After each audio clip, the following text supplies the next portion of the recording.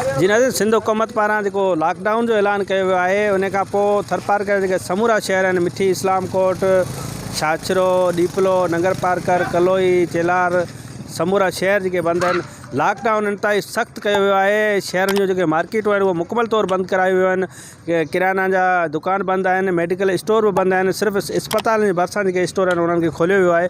पर हिन वक़्तु जेका से सब्ज़ी जा दुकान समूरो जेको शहर जेके मार्केटूं आहिनि उहे वीरान बणियल आहिनि। शहर में किथे बि को दुकान खुलियल नज़र नथो अचे। मार्केटूं वीरान बणियल आहिनि। जेके माण्हुनि जी अच वञ जो जेको सिलसिलो आहे उनखे रोकियो वियो आहे। शहर जा जेके रस्ता आहिनि जेके शहरनि अंदरि दाख़िल थियनि था उनखे ब्लॉक कयो वियो आहे। रेंजर्स आहे, पुलिस जा जेके जवान आहिनि उहे शहरनि जो गश्त करे रहिया आहिनि। माण्हुनि खे जेका शहरनि अंदरि दाख़िल थियणु न पियो ॾिनो वञे। समाजी जेका विथी आहे उन ते मुकमल तौरु अमल करायो पियो वञे।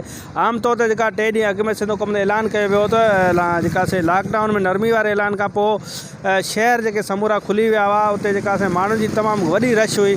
अॼु जुमे जे ॾींहुं ते जेका हीअ 21 रोज़ो आहे, सिंध हुकूमत मुकमल तौर ते जेका लॉकडाउन कयो वियो आहे उन ते इंतहाई सख़्ती कई वई आहे। शहर समूरा बंदि कराया विया आहिनि। समूरे खाधे पीते जूं शयुनि वारा बंदि कयो। 3 वॻे ताईं ॿुधायो वञे पियो त हीअ शहर जेका से मुख़्तलिफ़ तौरु SOPs वारे कयल ऐलान तहत ई खुलंदा। त समूरनि शहरनि जूं मार्केटूं उहे आम तौर ते खुलियूं वेंदियूं। रमज़ान शरीफ़ जो महीनो आहे, यकीनन फ्रूट जा जेके दुकान आहिनि उहे बंदि हुजण जे करे रोज़ेदार आहिनि उन्हनि खे मुश्किलात काफ़ी पेश अचण जा इम्कान आहिनि। पर अॼु जुमे जे ॾींहं ते जेका से मस्जिदनि में जेके इज्तिमा मुनक़िद थियणा हुया उन ते मुकमल तौर ते पाबंदी आहे, उहे महदूद कराया विया आहिनि। इज्तिमा मस्जिद न तोड़े इमाम बारगाहनि ते सिक्योरिटी इंतहाई सख़्तु कई वई आहे। पुलिस जे एहलकारनि खे उते बीहारियो वियो आहे। त चवण जो सॼो मक़सदु इहो आहे त थरपारकर जेको ज़िलो आहे लॉकडाउन वारी सूरत हाल खां पोइ उते जा जेके ग़रीब जेके पोरे तबिको आहे उहो इंतहाई मुश्किलातुनि खे मुंहुं ॾिए पियो ऐं सरकारी सतह ते जेका इमदादी सरगर्मियुनि जो ऐलान कयो वियो उहो बंदि कयो वियो आहिनि।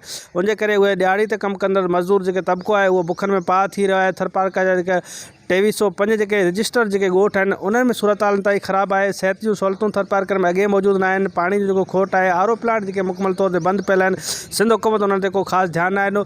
जिन वटि खाइण जे लाइ कुझु कोन्हे हू ईद जे ॾींहं ते जेको पंहिंजूं ख़ुशियूं कीअं मल्हाए सघंदा। यकीनन उन्हनि वटि कपिड़ा वठण जे लाइ त कुझु कोन्हे। थरपारकर जा जेके लखे अहिड़ा ख़ानदान ग़रीब जेके मासूम ॿार आहिनि उन्हनि वटि पाइण जे लाइ जुती कोन्हे। उबराणे जेका से उघाड़े पेरनि उहे त हलंदे असांखे ततल धरती ते नज़र अचनि था। पर उन्हनि वटि अंग ढकण जे लाइ का शइ न आहे। त जेकॾहिं सिंध हुकूमत खे घुरिजे त समूरा जेके थरपारकर जेके ग़रीब ख़ानदान आहिनि उन्हनि जी जेका जल्द सर्वे करे उन्हनि खे खाधे पीते जी शयुनि सां गॾु उन्हनि खे कपिड़ो चपल उहे समूरियूं शयूं ॾिनियूं वञनि जेके हीअ बि ग़रीब जेके मारू माण्हू आहिनि उहे ईद जूं जेके ख़ुशियूं आहिनि उहे बि मल्हाए सघनि। ऐं वधि खां वधि जेका हिन वक़्तु ज़रूरत आहे रिलीफ पैकेज जी आहे उहो थरवारनि खे ॾिनी वञे त जीअं हू हिन मुश्किलात वारी घड़ी आहे उन मां ॿाहिरि निकिरी सघनि। जी विज़िट कयो अवामी आवाज़ मीडिया ग्रुप जी वेबसाइट awamiawaz.pk।